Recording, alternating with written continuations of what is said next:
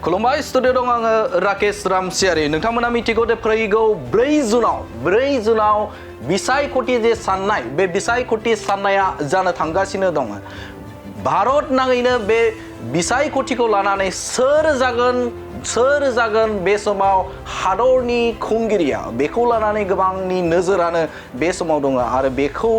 लानानैनो क'क्राझार 1 नं क'क्राझार बे क'क्राझारनि थागिबि सुबुंफोराबो भटार्सफोराबो बे समाव सानदों बा बे समाव नेनानै दङ हांखुरै नेनानै दं दे 1 नं क'क्राझार लकसभायाव सोर देरहागोन बे समाव गोबां सुबुंफोरानो नेनानै दं भटार्सफोरा नेनानै दं बे समाव नोंथांमोननो काउन्टिं जानायनि सिगांनो क'क्राझार जिल्ला बेंगिरि बे जिल्ला बेंगिरिया माखासे नेमखान्थि फोसावनायखौ जों नुनो मोन्दों बिथाङा बुंदों जे क'क्राझारनि जे बिसायख'थि साननाय बे साननाया बबे जायगायाव जागोन आरो बेसेबां काउन्टिं हल EVM काउन्टिं हल खालामनाय जादों बे समाव जिल्ला बेंगिरि बिथां प्रदीप कुमार द्विवेदीआ फोरमायदों जे बबे जायगायाव काउन्टिं खालामनाय जागोन बेसेबां EVM काउन्टिं हल खालामनाय जादों आरो बेनि अनगायैबो जे जाय जायगायाव काउन्टिं खालामगोन बे काउन्टिं खालामनायनि साखाथि फाखाथियाव माबायदि थासारि जागोन सिकिउरिटि लेभेला माबायदि जागोन फरायसालिफोरा बन्द थागोन ना थाया कमार्शियेल लाइनआ बे समाव बन्द थागोन ना थाया बिथाङा फोरमायनायखौ जों नुनो मोन्दों बे समाव क'क्राझार लकसभा बे लकसभानि जे बेन्दोङाव गासै मोनबा जायगायाव काउन्टिं जागोन मोनबा जायगायाव काउन्टिं जागोनखौ बिथाङा फोरमायनायखौ नुनो मोन्दों आरो बेनिनो गसाइगाव क'क्राझार चिरां बिजनी आरो बाक्सा बे मोनबा जायगायाव बे समाव बिसायख'थि काउन्टिं जायगाया जागोन होननानै बिथाङा फोरमायनायखौ जों नुनो मोन्दों बेनि अनगायैबो बिथाङा फोरमायदों जे बेनि अनगायैबो जे EVM काउन्टिंनि थाखाय 9टा काउन्टिं हल 9टा काउन्टिं हल खालामदों EVM काउन्टिंनि थाखाय 9टा काउन्टिं हल खालामदों होननानै बिथां जिल्ला बेंगिरिया फोरमायनायखौ नुनो मोन्दों आरो बेनि अनगायैबो दे पस्टेल जाय बिथांमोना पस्टेलनि गेजेरजों भट हरदोंमोन 1 नं क'क्राझाराव पस्टेलनि गेजेरजों जाय बिथांमोना भट हरदोंमोन बे भट हरनायखौ माबायदि सानगोन बे साननायनि सायावबो बिथाङा फोरमायदों जे क'क्राझाराव अनलि क'क्राझार काउन्टिं हल बा क'क्राझार सेन्टारावल' गासिबो जे क'क्राझार 1 नं क'क्राझार लकसभानि गुबुन जायगानिफ्राय गुबुन एसेम्ब्लि सेगमेन्टनिफ्राय जाय बिथांमोना पस्टेलनि गेजेरजों गावनि बेसेन गोसा भटखौ होदोंमोन जे बिथांमोननि काउन्टिंखौ अनलि क'क्राझार सेन्टारावल' बे समाव साननाय जागोन होननाय बिथाङा फोरमायनायखौ जों नुनो मोन्दों आरो बेनि अनगायैबो गासै 27 जन ARO एसिस्टेन्ट रिटार्निं अफिसार बिथांमोना बे समाव बिथांमोननि एंगेज बा बिथांमोननि गोख्रों नोजोर थागोन होननानै बिथाङा फोरमायनायखौ नुनो मोन्दों बिथां जिल्ला बेंगिरिया आरो बेनि अनगायैबो बिथाङा फोरमायबावदों जे मोनथाम जिल्लायाव ल' एन्ड अर्डार मोनथाम जिल्ला जेरै क'क्राझार चिरां आरो बाक्सा बेयाव गोख्रों राहाजों पुलिस बिफाननि बा रैखाथि बिफाननि नोजोरा थागोन होननानै बिथाङा फोरमायदों आरो बेनि अनगायैबो बिथाङा फोरमायदों जे जाय जायगायाव काउन्टिं खालामगोन बा जाय जायगायाव काउन्टिं जागोन बे काउन्टिं जानायाव मोनथाम लेयारजों जाय बिथांमोना बे काउन्टिंआव हाबगोन बे काउन्टिंआव हाबनाय बिथांमोना मोनथाम जायगायाव सिकिउरिटि बा बिथांमोननि सिग्रोमनायजों सिङाव हाबलांनो हागोन आरो बेवहाय मोनथाम लेयारनि जे सिकिउरिटि बे सिकिउरिटिया थागोन 144 धारा बे धाराया बिसायख'थि काउन्टिं बे काउन्टिं समाव बे 144 धारा बे धारायाबो थागोन होननानै बिथाङा फोरमायनायखौ जों नुनो मोन्दों आरो बेनि अनगायैबो बिथाङा फोरमायदों जे गासै बेवहाय 100 मिटारनि जानथायाव थानाय फरायसालिफोरजों लोगोसेनो बेनि अनगायैबो जे कमार्शियेल लाइननि गलाफोर बे गलाफोरा बन्द थागोन होननानै बिथाङा फोरमायदों बिथां जिल्ला बेंगिरि प्रदीप कुमारा बिथाङा फोरमायथिदों जे बे फरायसालिजों लोगोसेनो 100 मिटाराव थानाय बा जानथायाव थानाय जे स्कुलफोर फरायसालि आरो गलाफोर बे गलाफोरा बन्द थागोन होननानै बिथाङा फोरमायनायखौ जों नुनो मोनो थारैनो बे समाव बिसायख'थि दे साननाय थामहिनबा 4 जुनाव जे जानो गोनां गेजेराव सानसेल'सै बे सानसेनि उनावनो जे क'क्राझार लक सभानि जे काउन्टिं बे काउन्टिंआ जागोन आरो बे समाव नोंथांमोननो फोरमायदों जे मोनबा जायगायाव जे काउन्टिंआ जागोन जेरै जों नोजोर होयोब्ला गसाइगाव जागोन क'क्राझार जागोन चिरां जागोन बिजनी आरो बाक्सा बे बा जायगायाव काउन्टिं जागोन आरो जुदि जों इभिएमनि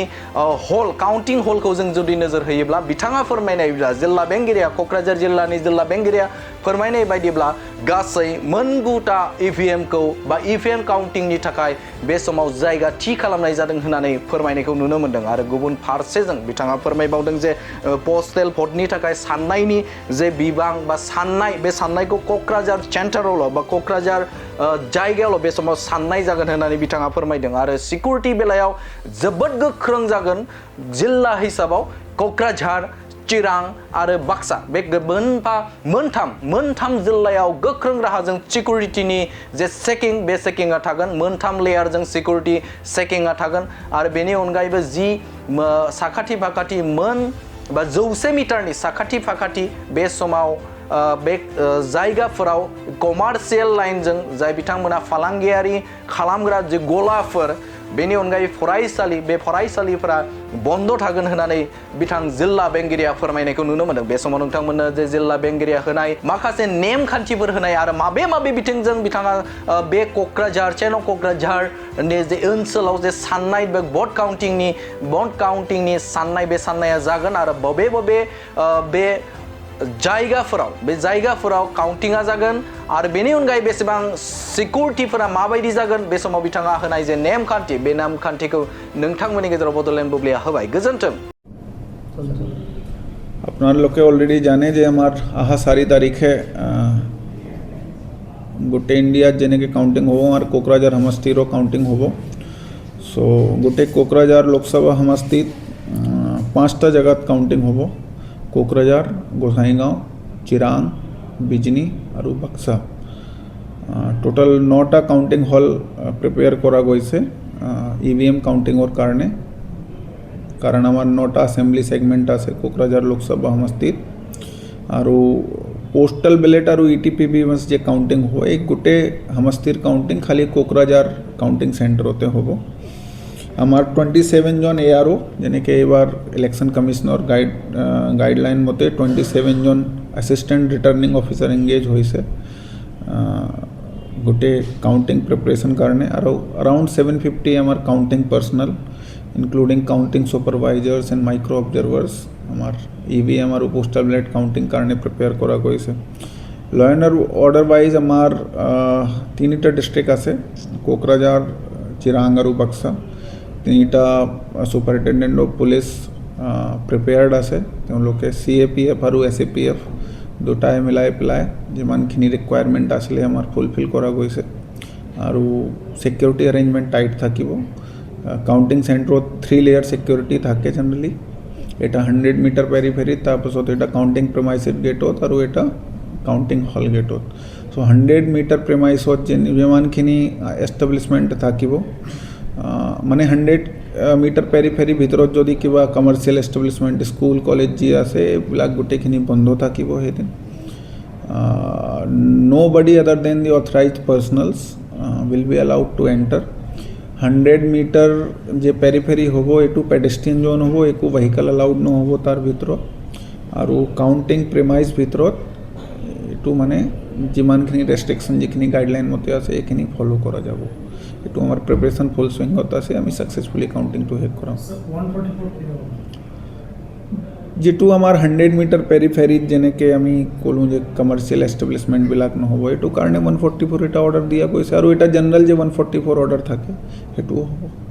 সৰ এক্সপেক্টেড কিমান টাইম পিছত মানে ৰিজাল্টটো জেনেৰেলি 6 to 8 আৱাৰ্ছ লাগিব কাউণ্টিংত মানে কাৰণ কাউণ্টিং কৰিব লাগিব তাৰ পিছত যেটো আমাৰ 5টা কাউণ্ট চেণ্টাৰ আছে গোটেইখিনি আমাক কম্পাইল কৰিব লাগিব ডেটা আপুনি 6-8 ঘণ্টা মান তো ধৰি লওক বৰ্ডাৰ এৰিয়া তো আমাৰ প্ৰিপাৰেচন মানে এটো সিকিউৰিটি অ্যাৰেঞ্জমেন্টস আছে আমি একো ল এণ্ড অৰ্ডাৰ এক্সপেক্ট কৰা নাই আমাৰ ভালেখিনি হ'ব ঠিক আছে गोजोनथाव खौरां नोंथांमोननि थाखाय लानानै फैदों MRM मेमोरियल हस्पिटालाव गोबां बेमार फाहामथाय होनायनि खाबु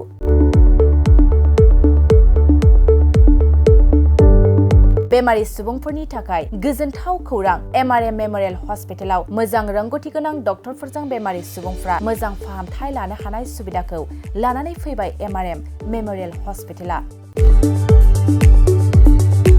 क'क्राझार सहरनि पुलिस पइन्ट आरो अमश्री हटेलनि साखाथियाव थानाय बयजोंबो मिथिसार जानाय MRM मेमोरियेल हस्पिटाला गोबां फेसिलिटिस खाबुफोर फोसावदों। MRM मेमोरियेल हस्पिटालनि फेसिलिटिफ्रानो जाबाय critical care, medicine, emergency medicine, paediatrician, pathologist, general medicine, diabetologist, OBS and gynae, cardiology, general surgeon, neurosurgery, advance laparoscopic ENT surgery department, ophthalmologist, surgical, gastroenterologist, neuropsychiatry, onco surgery department, dermatologist, orthopaedics, residential medical officer, inter facility unit, physiotherapy, radiologist, histopathological department, urologist, emergency department, CT scan, X-ray, pathology department, vaccinator department आरो MRM memorial हस्पिटालाव 24 घन्टा जेब्लाबो खुलाय थागोन। लांलाय लाबोलायनि एम्बुलेन्सनि सुबिदायाबो 24 घन्टा थागोन। गोबां मिथिनो थाखाय नैबे 9854 081 948 936 550 2048 जानबुं नाम्बाराव फन खालामनानै नोंथाङा मिथिनानै लानो हागोन।